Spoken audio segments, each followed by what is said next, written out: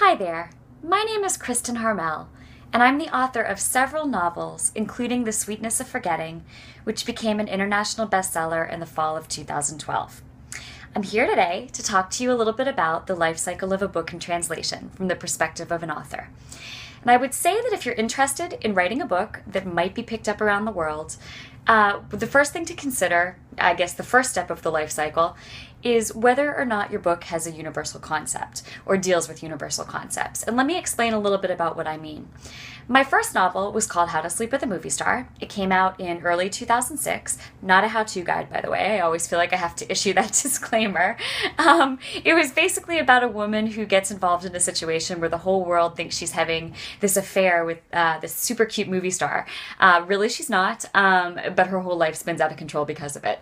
That was a concept that I think really widely appeals to people wherever they are. So that book actually did fairly well around the world. The book I followed it up with, though, was called The Blonde Theory. That came out in early 2007, and almost no one around the world wanted it, which horrified me, scared me about the future of my career. It all turned out okay, don't worry. But it turned out what people were telling me was it's just too American. And that never occurred to me before. It was basically a book about a Manhattan attorney who feels like she intimidates men and therefore has trouble dating. And it turned out that concept was just very American, which I had never thought of. But that book didn't do well around the world. Very few publishers actually bought it. And it really got me thinking in the future about making sure that my books appealed to an international audience.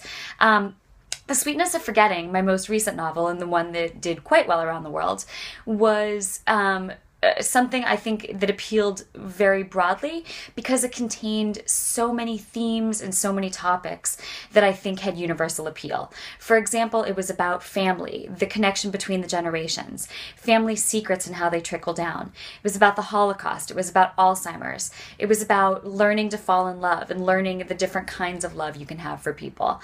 And I think all of those concepts really spoke to people beyond just American borders. And I think that was part of the key to it doing well. So again, that's the first thing to consider, I think, in the life cycle of a book in translation. Secondly, something you need to consider is which rights you grant to your publisher. When you sit down to negotiate a contract with an American publisher, generally they'll retain world rights or North American rights. If they keep world rights, that means that they get to shop your book around the world. It means you have a little bit less say in the process. On the upside, I think it means that you benefit sometimes from channels they already have in place. They might be part of a larger publishing group that has publishing branches in other countries that might basically take your book and say, it worked in America, it might work here. On the downside, I think sometimes, not always, but in some cases, I think they can be less aggressive about selling it in places where they don't already have very firm relationships. On the other hand, if you retain the majority of the rights, everything but North American rights, that means that you and your literary agency are working together to sell the book around the world. This generally means that your literary agency here in the States is partnering with either foreign subagents in various territories around the world or a literary agency that specializes particularly in foreign rights. In any case, they are the ones approaching foreign publishers, selling your book, hopefully selling it hard, and getting you deals. And as the author in this situation, you get to be a little bit more involved in those deals. You get a say in them, which is really nice. After that comes a little bit of relationship building with editors.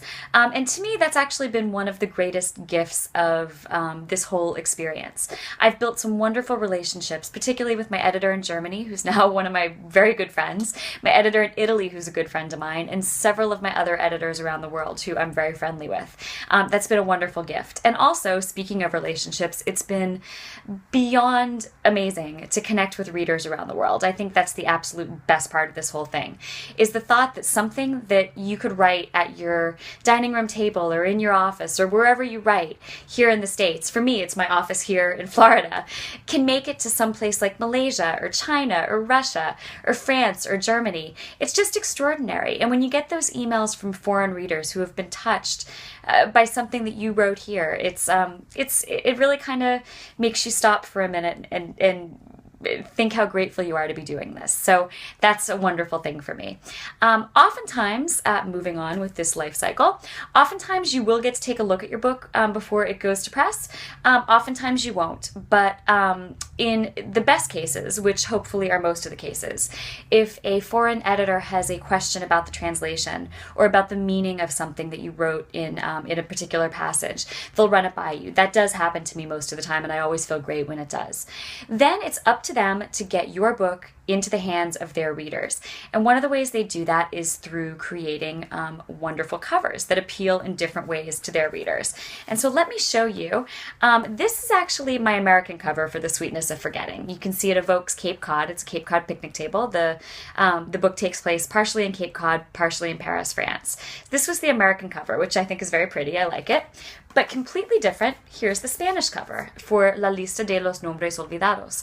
So as you can see, it actually has a different title, The List of Forgotten Names, as opposed to just The Sweetness of Forgetting. Very different way to market it. In Germany, completely different still. Although how beautiful is this? I would really like a dress made of this material or of this print. This is actually a completely different title also. It's something to the effect of As Long as There Are Stars in the Sky. So they're completely tackling a different area of the book. And a similar title, but a completely different cover. This is the Italian version, which evokes sort of a mysterious, somber wartime Paris. So that's always very interesting to me to see how different publishers do it.